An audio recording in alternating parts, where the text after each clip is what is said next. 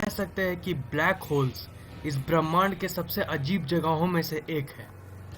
Black holes को अगर हम सिंपल भाषा में कहें तो ये स्पेस की एक ऐसी जगह है जहाँ की ग्रेविटी इतनी स्ट्रांग होती है कि कोई भी चीज इससे बच नहीं सकती, यहाँ तक कि प्रकाश भी नहीं। मैं हूँ फैक्ट टेक और इस वीडियो में मैं आपको ब्लैक होल्स की सैर कराऊंगा। So let's explore. सबसे पहले मैं आपको बता देता हूँ कि anything can become a black hole. अगर मैं मैथमेटिकली बात करूँ तो कोई भी ऑब्जेक्ट ब्लैक होल बन सकती है। किसी भी चीज की डेंसिटी या घनत्व जितनी ज्यादा रहेगी उसकी ग्रेविटी यानी गुरुत्वाकर्षण शक्ति उतनी ज्यादा होगी। देखिए, ब्लैक होल सिंपली एक डेंस ऑब्जेक्ट है जिसका घनत्व और इसके चलते ग्रेविटी इतना ज्यादा रहता है कि ये लाइट को भी अपने तरफ खींच लेती है और लाइट इस यूनिवर्स की हाईएस्ट यानी उच्चतम स्पीड में ट्रैवल करती है। तो अगर लाइट बचकर नहीं निकल पाती तो बाकी सारी चीजें कहाँ से निकलेंगी? ब्लैक होल की ग्रेविटी से। पर किसी भी पदार्थ को ब्लैक होल बनाना तभी पॉसिबल है अगर हम किसी भी ऑब्जेक्ट को बहुत ही ज्यादा कॉम्प्रेस कर दें। अगर आप माउंट एवरेस्ट को कॉम्प्रेस करके 1 नैनोमीटर से कम साइज में कर दो तब वो ब्लैक होल बन जाएगी। अगर आप धरती को कॉम्प्रेस करके एक मटर के दाने जितने कर दें तो धरती भी ब्लैक होल बन जा सकती है। वैसे भी हमें ऐसी टेक्नोलॉजी को निकालने की जरूरत भी नहीं है।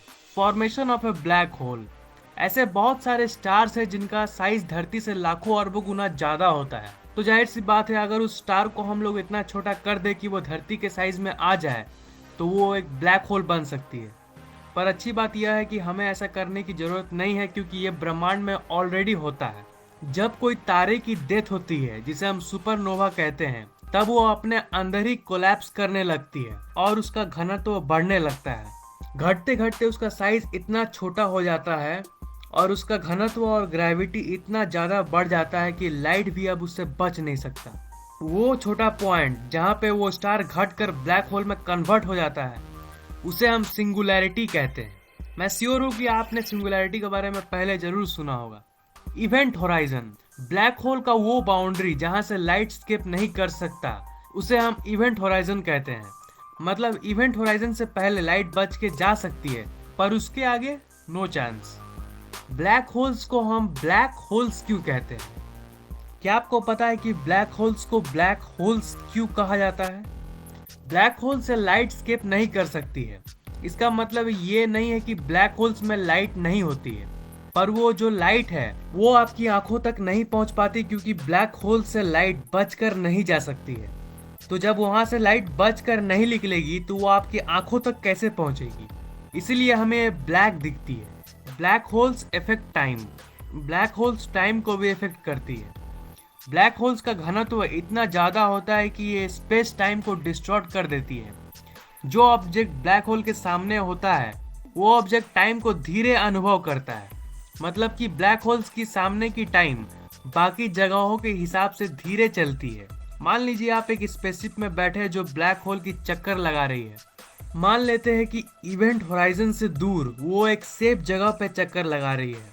उस समय स्पेसशिप के अंदर की टाइम बाहर के मुकाबले स्लो हो जाएगी और आप टाइम ट्रेवल कर पाओगे।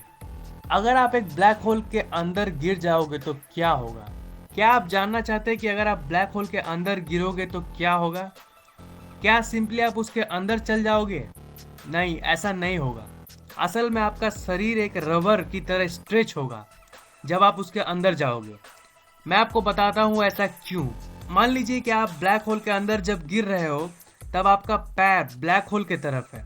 आपका बॉडी का वो पार्ट जो ब्लैक होल के करीब है, मतलब कि आपका पैर, वो ज्यादा गुरुत्वाकर्षण बल को अनुभव करेगा उसके मुकाबले जो पार्ट ब्लैक होल से दूर है, मतलब कि आपका सर। इसीलिए आपका बॉडी एक रबर की तरह खिंच जाएगा। आपके बॉडी के सारे मॉलिक्यूल्स बिखर जाएंगे और फाइनली आपकी डेथ हो जाएगी। पर डरिए मत, ऐसा कभी होगा नहीं क्योंकि जो नियरेस्ट ब्लैक होल है वो हजारों प्रकाश वर्ष दूर है इस सौर मंडल से। तो ये क्वेश्चन आता है कि धरती से सबसे नियरेस्ट ब्लैक होल कौन सा है? और एक क्वेश्चन आता है कि क्या ब्लैक होल्स धरती को निगल सकती है? जैसा कि मैंने कहा, वो ब्लैक होल हजारों प्रकाश वर्ष दूर है। सिग्नियस X1 नाम का एक ब्लैक होल है जो धरती से 6000 प्रकाश वर्ष दूर है और उसका मास सूर्य से 15 गुना ज्यादा है। पर वो इतना दूर है कि धरती या फिर सौर मंडल पर इसका कोई प्रभाव नहीं पड़ेगा। सो आपको डरने की कोई जरूरत नहीं है। लाइक कर दो अगर ये वीडियो पसंद आया तो, कमेंट और शेयर करना मत भूलना।